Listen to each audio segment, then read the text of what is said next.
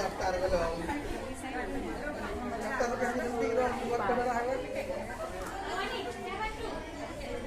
Oke, nah ada yang bukan. Cuma kayak apa?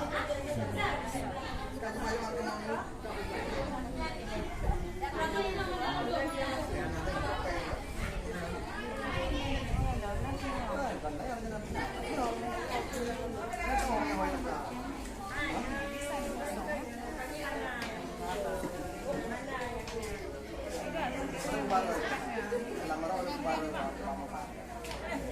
Langsung bahas sama kamu.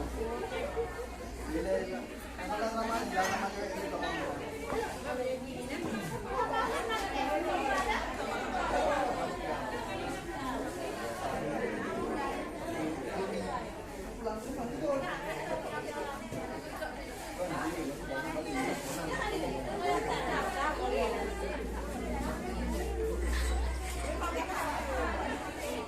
Apa aja nih?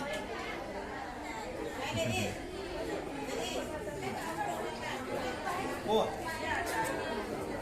Ini makanan dia mah. Coba tuh.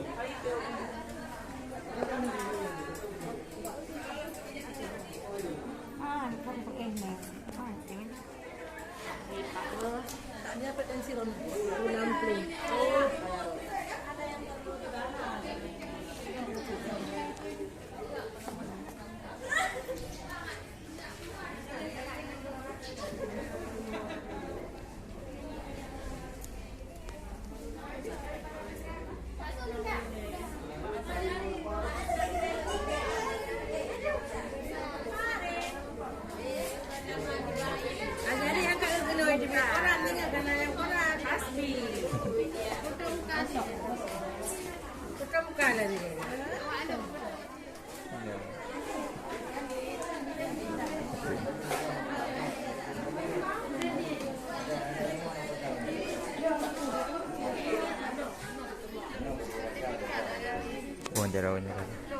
Bapak istirahat sampai jam 12.40.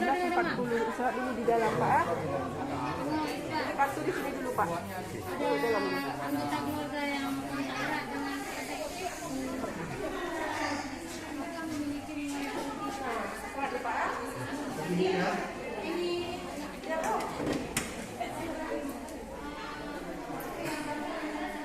Pak, gimana perasaannya sesudah vaksin?